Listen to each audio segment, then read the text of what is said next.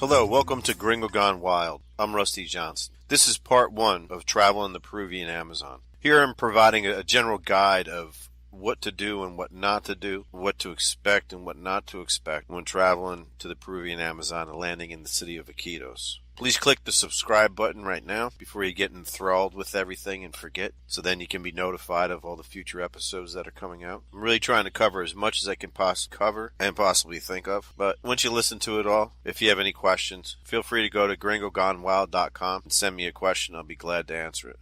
So enjoy this wonderful 4-part series of travel in the Peruvian Amazon, and I hope to see you in the Amazon. From my past podcasts, you may have learned that I started going to the Amazon about 20 years ago. Before the Amazon, I had a very long career of working with wildlife, but then I decided to go down to the Amazon. Now, being in the Amazon for 20 years now, I really learned a lot about the ins and the outs of traveling there. And what I decided I wanted to do was put all that information out there. Reason being is that a lot of people feel that the Amazon is totally off the radar of a vacation or of a visit. That you have to be a special type of person even to go there. That, there's death around every corner. And that's not necessarily the case. The Amazon rainforest is for everybody. The key is deciding what you want to do. Now, if you want to go there and just drink beer and fish, you're just going to hang out, have a good time, and see the sights. I've had children as young as 5-6 years old travel down here with their parents, and I've had some ladies that were in their 80s that just had a blast. My best friend is blind, and he went to the jungle with me. It was absolutely hilarious because this guy sees more than most people who can see. He just by energy and by listening, and he's absolutely hilarious to be around because you never know what the hell's going to happen. One time we were in a jungle village, and I offered him a piece of gum. He said, sure. So he takes the gum and he puts it in his mouth and he rolls up the wrapper and the ball and he drops it into the hair of an old lady who's sitting on the ground next to him. And she just starts screaming at him. He has no idea what the hell he did. So I told him, I said, why the hell did you put gum wrapper in this lady's hair? He's like, what? I did what? Oh my God, I'm sorry. I thought she was a garbage can. So anybody can go. Now, the other side of that coin is you get people who want to be, more on the edge, more of the survivalists. So some of them decide, well, they want to come with me into the Amazon and I'll grab a machete and we'll bushwhack through the jungle for a day or so, set up camp, live off the land, live off of grubs, trap and stuff. And that can be absolutely heinous. Even for me, after 20 years of doing it, as much as I do love it, there are times where you just want to say, man, let's just get the hell out of here. But you push on through. That's really part of the adventure. And of course, then you get people who want to come down and work with the shamans. I have a wonderful, wonderful cast of shamans that specialize in many different things. So all depending on what the guest wants is which shaman I would bring them to. Then there's some people who just want to go down and take photographs of the wildlife, of the scenery, of the cultures, go into the villages. So there's many, many different things. And again, it's all what you want to do. It can be as easy as can be. I mean, if you want to really live in the lap of luxury, there literally is a Hilton in the middle of Iquitos, Peru. So you could go there and hang out at the Hilton every night, have your pool, have your drinks, have your restaurant, and in the morning leave and take day trips and go to all different places and learn about the jungle. And you can get out pretty far in a day. And then at nighttime, you're back in a 4-star hotel. So the possibilities are endless. It's just what you make of it. So I really recommend it for everybody. And one of the reasons I do recommend it for everybody is the fact that the Amazon rainforest is important to everybody. It doesn't matter if you like it. It doesn't matter if you want to go there. It doesn't matter even if you don't know it exists. We all count on it.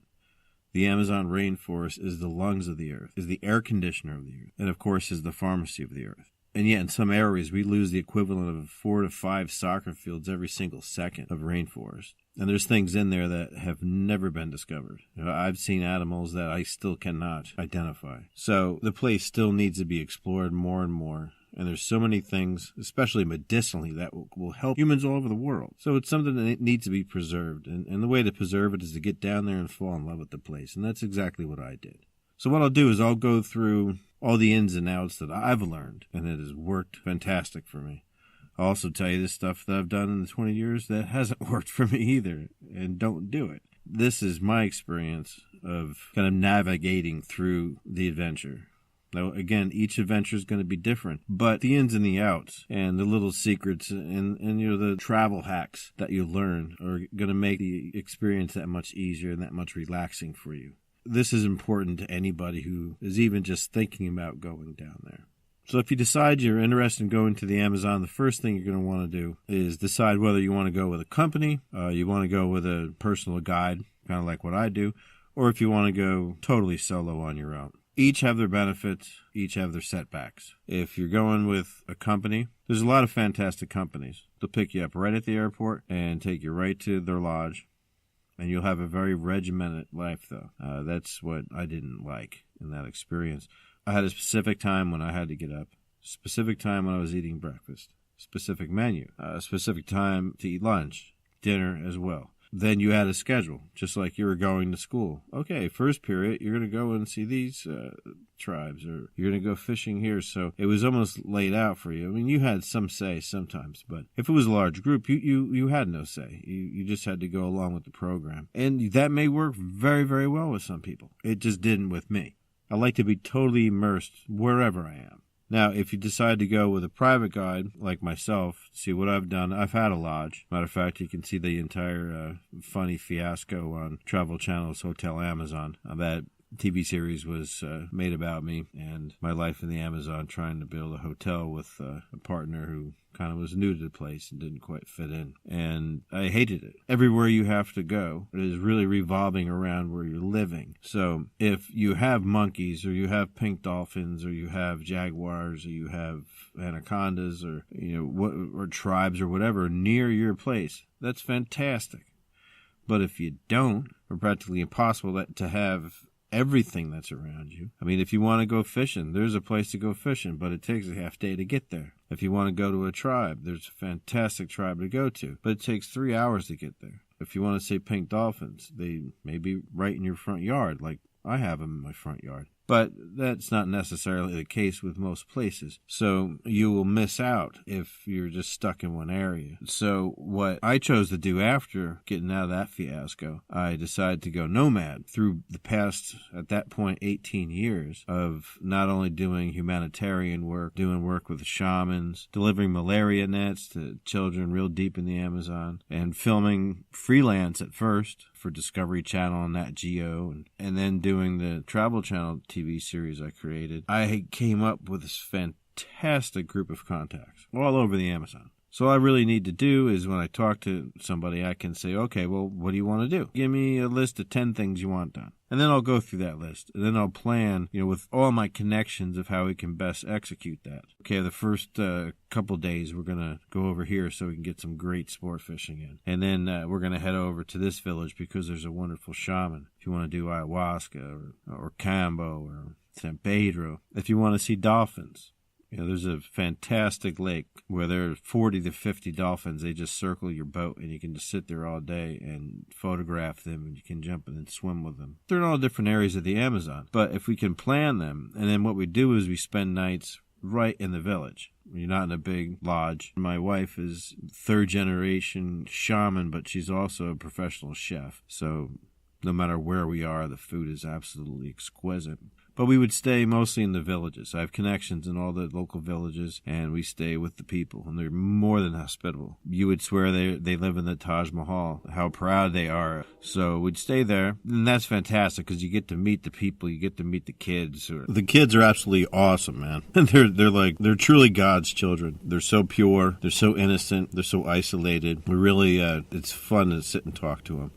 None of them would really speak English, but if you speak Spanish, you'd really have no problems communicating with them. A lot of times the dialect is a little bit different, but you can pretty much figure it out. There's some funny stories with the kids. I remember setting up a pup tent for a local New York cop, and he was afraid of bugs, so not only were we in a hut, but he wanted a pup tent inside the hut where he slept. And I remember setting that up for him, and the kids all gathered around it like it was some spaceship, and they said in Spanish, Sir, we love your boat. I was like, kids, man, don't take that to the water. I showed one kid photos of my house in upstate New York in the middle of the winter.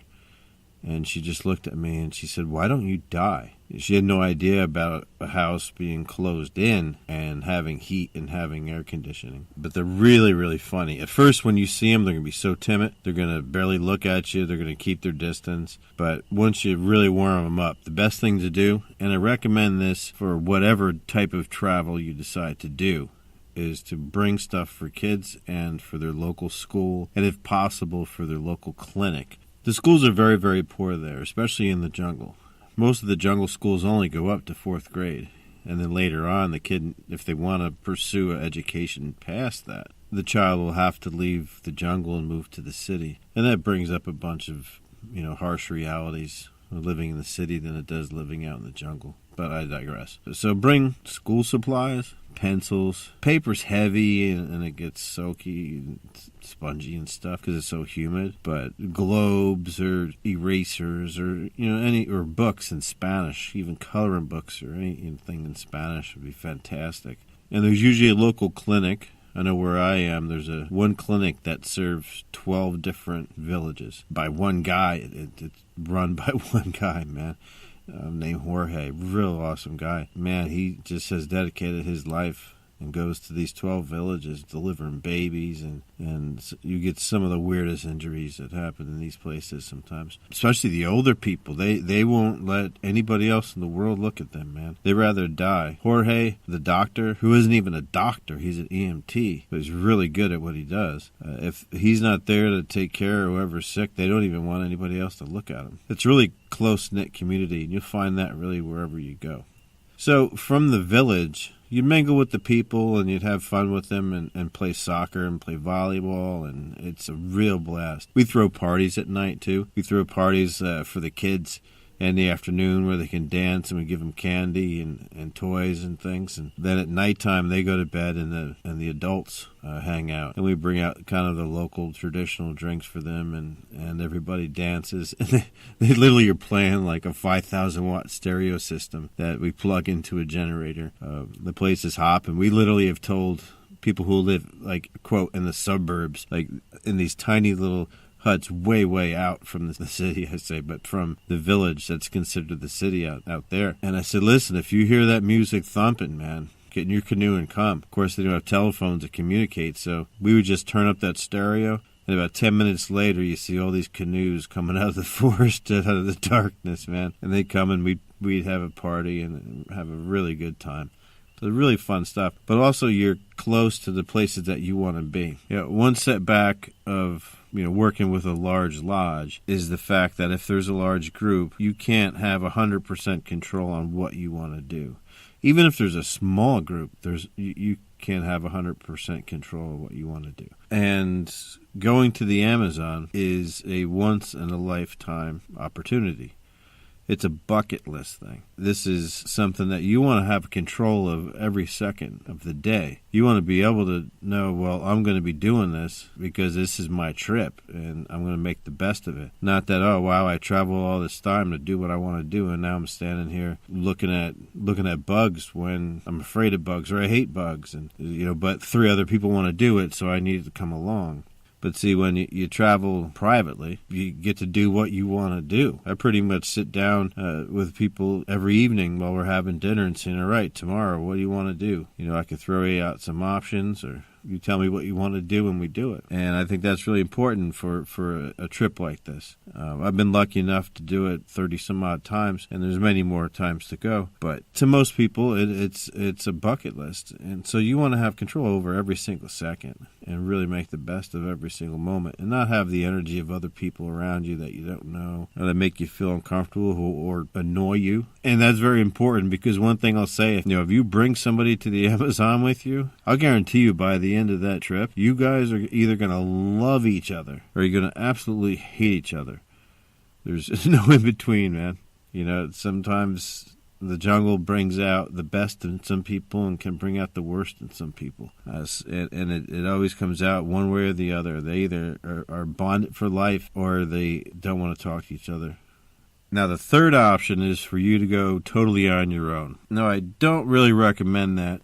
Now, it's hard for me to actually say that because that's kind of what I did. Not at first. At first, I went with a lodge. But then after that, I met connections, and then I went on my own. I would not recommend going down by yourself the first time and thinking you're going to do anything good, because there's a lot of factors that will be working against you. If you don't know Spanish, you're going to be dead in the water, man. So you better know Spanish. 2, there's a lot of bandits, man. And good ones and bad ones. And what I mean by good ones and bad ones is that the good ones will be your friend, and they'll do what you want done. But they're going to charge the hell out of you, man. And then there's some that are just going to be bad and take your money and ditch. Of course, you can always get robbed, and that's mostly in the city. When you're out in the jungle, it's very peaceful, and it's cool, and that rarely ever happens. And then you got to waste your time of always looking for things. You have to look like a tourist, and that means you're always looking around, wondering where you are, and that's never good to look like a tourist. I always try to fit in the best I can. I first met connections. I went down once with a company, and through that I made a lot of good connections, and the ball rolled from there. So you never want to go freestyling the first time there. I'm not saying you may go through the entire trip with no issues whatsoever and everything going great. But one thing I guarantee is that if you're with someone who knows the place, you would have had 5 to 10 times more experiences and more cool stuff happening to you than you did floundering around a place you've never been before trying to do something. So that's what I recommend. So you can pick on what type of travel you want to do. Now, once you decide that you want to go and who you're going to go with, you have to get your plane ticket. Now, if you went with me, it could even help you get your plane ticket because it is kind of tricky.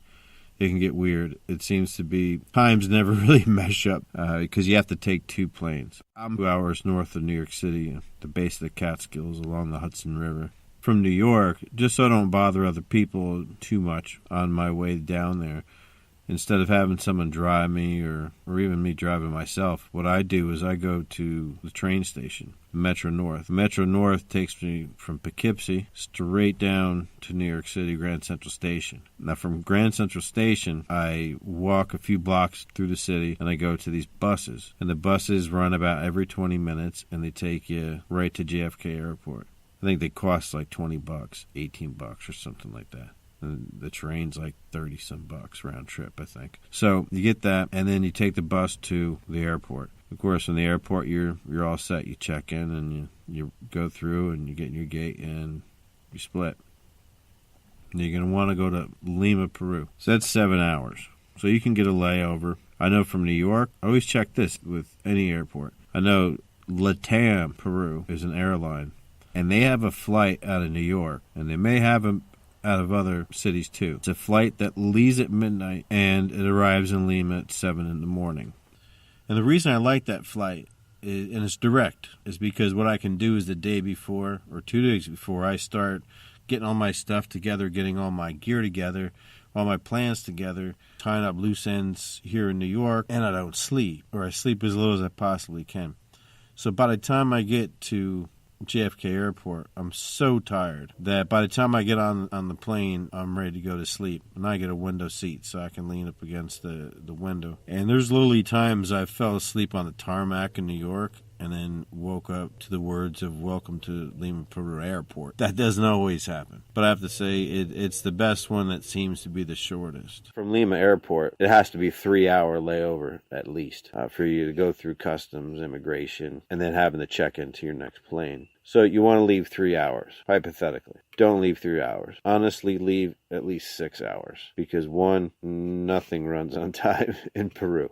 I don't want to say that. There are times it runs flawlessly. Let's just say the possibilities of being late are much more common than in the United States or through Europe or Australia, wherever you're from. So you want to leave at least 6 hours.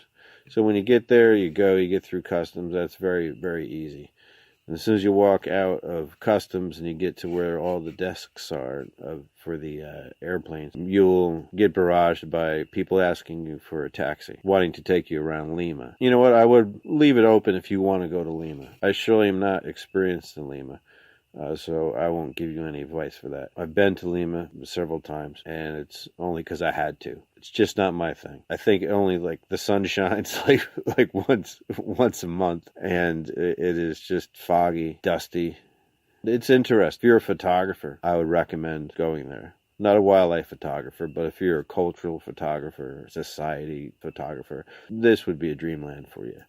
But you definitely want to be careful. Make sure that you get good contacts that are safe. Feel free to contact me if you want. I could hook you up with somebody there who's experienced. I'm good friends with a BBC correspondent that lives there. So Lima can be cool. But quite honestly, I'd say 99% of the time, I don't even leave the airport. Now, what you do there, it's pretty nice. When I first started going to the Amazon 20 years ago, this airport was absolutely horrible. You wouldn't want to even go into the bathrooms. It was gross. But actually, every time I've been there, I've seen improvement. Now, through these 2 decades, really, really good and professional. So it's a safe area. There's big places where you can sit if you want to just kill time, and they have McDonald's and Pizza Hut, a bunch of other places. So it's nice. You can even sit and get a massage. Real cheap, too, for like $20 an hour. They have these chairs just at the side of the elevator that you take to get up to the second floor.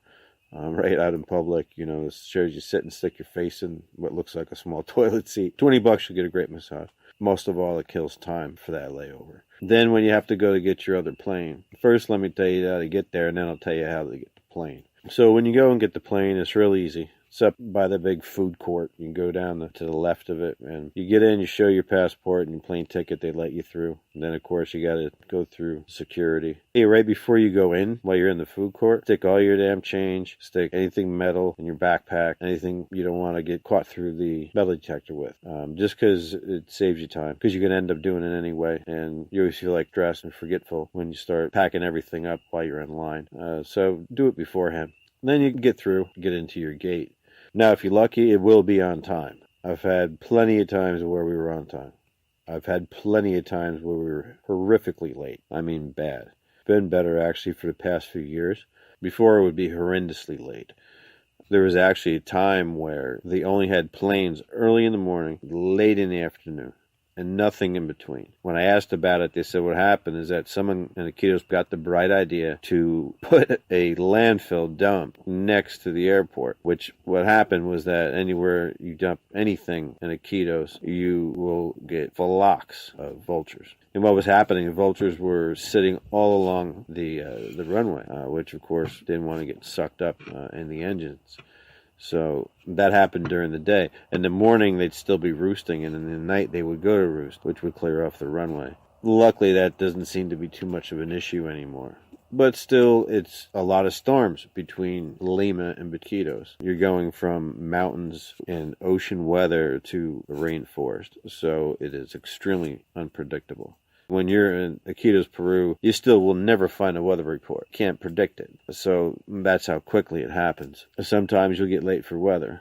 But then a lot of times it runs right on time. It's a really good flight too, because you'll fly over the Andes Mountains, which get a window seat. So you can be right there when, if it isn't a huge cloud cover below you, you'll get the most expansive landscapes of the Andes Mountains. And these lines, these roads that just go through nowhere, leading to tiny villages and stuff. And these tiny remote lakes that probably nobody's ever even been to. Really, really incredible. If you got the cash, you take a direct flight. For a cheaper flight, I have a layover. And the layovers are either in Tarapoto or Pucallpa. It's a really easy layover. You actually just sit on the plane.